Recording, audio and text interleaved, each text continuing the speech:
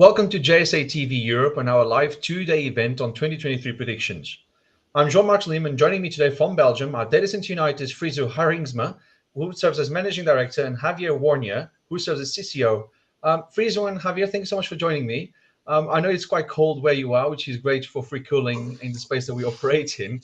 I was going to say, maybe you can talk about free cooling, but I was going to ask, what have been the biggest events that have shaped the sector this year? Okay, well, I think there are multiple ones. If you look at the sector itself, I think the biggest one was, of course, the energy crisis and the supply chain crisis. Besides that, we got the regulation coming towards the sector itself, and we got the sustainability. And I think it's those are the three top priorities for 2023, and also was the beginning, the start of 2022. Those are the three topics that are really relevant and will be becoming even more relevant in the near future. So those are the top three for myself and for the company. Okay. And Javier, in your opinion? My opinion, as well as the consolidation of the market, which is still very dynamic in 2022, will be, I suppose, the same for 23, maybe a little bit lower, a little bit less dense, because uncertain times bring uncertainties into investments and financial hard times. But at the end, this consolidation is for me an important aspect.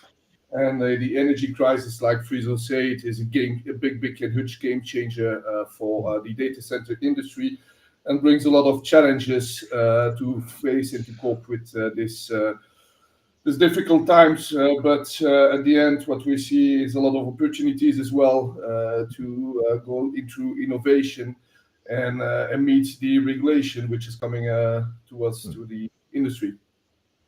I mean, regulation which is coming out of Belgium, it's quite interesting what's happening in Brussels, especially around sustainability. What's your view of what's happening in Brussels, sustainability-wise, with all the new regulations? Sustainability-wise, of course, is a big thing, and I think it's very positive for the sector itself. I think it helps us also to define the sector. If you look, for instance, from a European level, just getting just a definition of what is a data center, and just making sure that there is between all the nations itself, there is some kind of regulation that can identify data centers, and also can have specific regulations on sustainability for that sector. I think it's a big thing for us, and it will help us to make sure that the sector will thrive and will be much more relevant in the future as well. Of course, the importance is huge, so they're really very important that we also are complying with the near future. I do think there is a lot of room for improvement. There's some self-regulation that is coming out of the sector, and this will help to shape the future of the data centers. But in the end, I think we're going to evolve to data center 2.0 or 3.0, where the data center itself has to redefine itself as well. So I think Brussels will help. It will help. It will help to drive more innovation. It will help to drive more regulation, and it will also help to make the sector bigger and make it resistant for all the future issues as well. But of course, on the short term, sustainability is a challenge for most data centers. So that is something that will be focused for the next years, of course. Interesting, because I was going to ask if, because a lot of operators are of the opinion that once politics get involved, especially the EU starts putting regulation out there, they might drive the industry into a very complex scenario. But you kind of think that this is actually going to help advance the industry in the right direction, as opposed to make it complicated.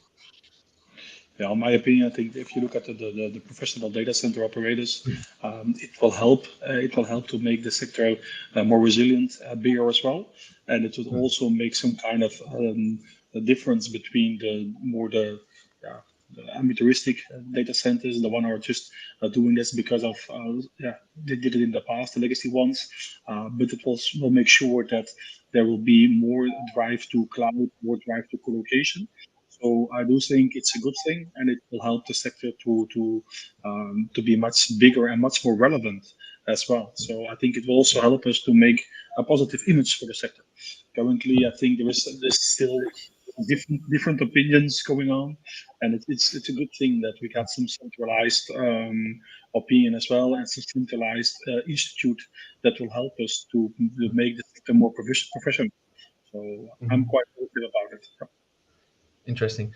And then Javier, I mean, you mentioned quite a few things already, especially around consolidation. And so taking away sustainability, because that's a big trend for next year. What's the one thing that you expect to happen in 2023? There's a lot of conversation around whatever we look at this conversation about stuff that's supply chain, tier 2 markets, tier 3 Yes. markets, edge computing, technologies, as you mentioned. I mean, give us your top one. If sustainability was your top one, we'll remove that one. So your top second one. Well, what I see and what I think is that the edge computing nowadays will help as well as an underlying part of the sustainability, bringing the compute closer to the user. Will also bring a lot of positive impact that's also related to the new technologies, which is IoT, intelligence, artificials, the virtual, how could I say, the meta industry, which is behind it, will also be touched and will need some compute close to the customers. And we see Belgium is a little country, but at the end, there's a little operators, and this consolidation as well helps to have different sites in Belgium as well for this year with 6 locations, which help to position ourselves in the edge market. So this is my second, could I say, focus for 23, if I look to our positioning itself. Interesting. And if you guys had to place Belgium within the wider European data center monopoly, where's Belgium in its journey to build this industry? Good one. Who wants to take that one? That's a quite interesting question, indeed. I think Belgium, I think, has been a bit of a country that is always a bit of not a first, not a front runner. It's one of the countries that is, if you look at geographically, it's located just perfectly between all the flap cities, the flap region. So it's in the heart of the flap. It's also the capital of Europe. So I think there are a lot of trump cards that Belgium has. I think mainly in the past there hasn't been one any activity proactive from the Belgian industry towards the outside world, towards other countries, and also to present themselves. So I think Belgium has a lot of positive things and a big play that they will going to play in the next future. Also, if you look at the size of the market, of course, it's smaller compared to the other countries. They are more denser, also more people living in those countries. But in the end, the opportunity is also quite good and quite massive for Belgium. They learn a lot. We can see a lot. There is a lot of things going on, and of course, also with the landing of some CSPs in Belgium in the next period, this will drive another growth in Belgium, and it will set Belgium more to the market. So it will be more landing zones. Will be added, I think, and Belgium will be on the top list. Will be added in the next coming years. Interesting. You know, we've seen the hyperscalers moving into Belgium as well in recent months. So that's quite interesting. It's always an interesting move when those guys move in. The sector will boom. And I mean, yeah, and there's a long tail indeed, a long tail that will follow. So they will follow the CSPs, and that will make sure that will have a very bright future for Belgium on that perspective. Yeah, I mean, speaking of bright future and booming, like you guys are booming as well. I mean, Data Center United. First, I love the name. The name is quite catchy.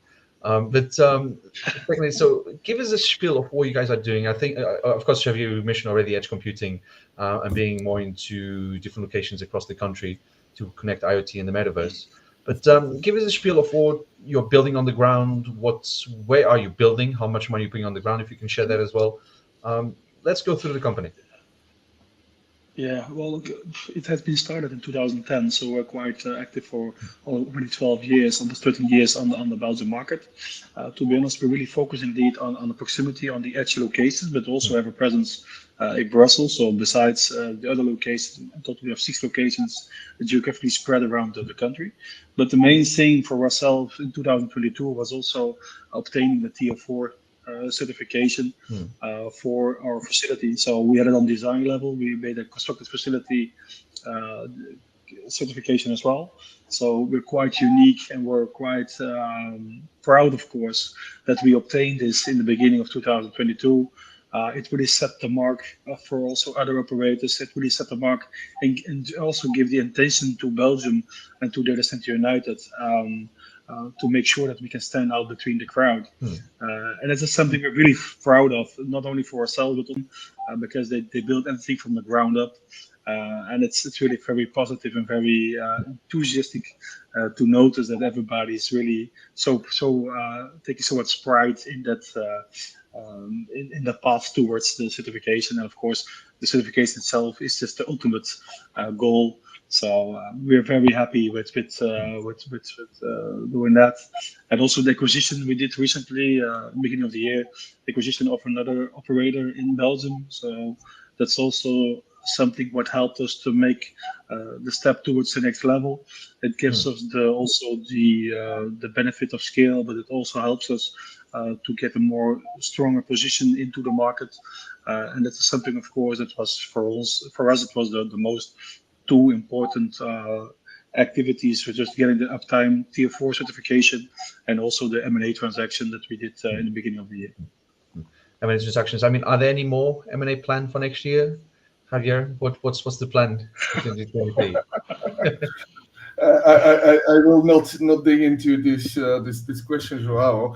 But let be clear, we are not staying in our comfort zone for sure, and there's a lot of things could be happening on the Belgian market, and definitively, we have a presence in Belgium, in Brussels, in the north, but you have for sure some movements as well to the south of Belgium, which is a zone which is a gray zone for the moment. So everything is possible, but at the end, we are moving, and we try to consolidate our position with the new acquisition of this year, which is also an important part of the business, is consolidate what you have and be sustainable on this aspect as well.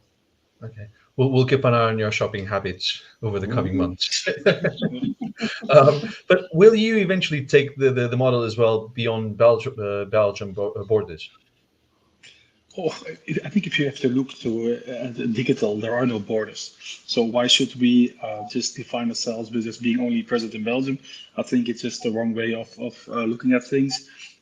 We just want to build just the more high quality data centers, offering very good services, offering also the interconnector facilities, the cloud connect facilities, all those things we try to focus on. And there are no borders for that. There are no boundaries. So if we need, or if we can go to other countries, I think that it's a very relevant option.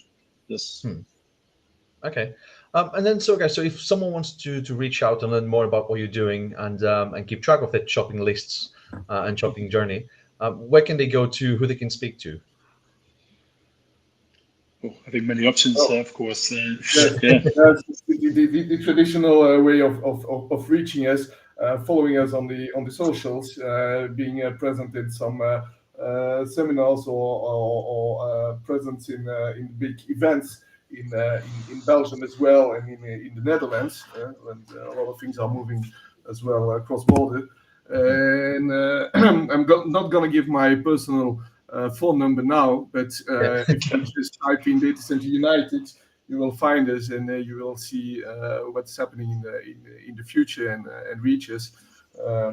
And what's maybe also important Hmm. to pinpoint is the certifications we got for DTR4 make a lot of noise on the socials and in the news. So just type in and Yeah. you will find us. Subscribe to the newsletter or just follow the LinkedIn page, and you will be getting all the notifications just recently. So I think it's the best way of getting into contact. And otherwise, just reach out via LinkedIn, send us a notification or whatever, and we keep in touch. And we Okay. do a warm meet and greet. Okay, last question. If you had to describe how you're feeling about next year in one word, what words would that be? Ambition. I think we need to fulfill our ambition. So we want to, in one word, of course, difficult, but yeah, it will be dynamic. I think it's Okay, one word. Javier? I will say opportunities. Okay, ambitious opportunities. There Yes. we go. Friso and Javier, thank you so much for talking to me. And thank you to our viewers for tuning into JSA TV Live. Don't forget to check our social channels for more content. Until next time, happy networking. Thank you. Thank you, Likewise. Gerard.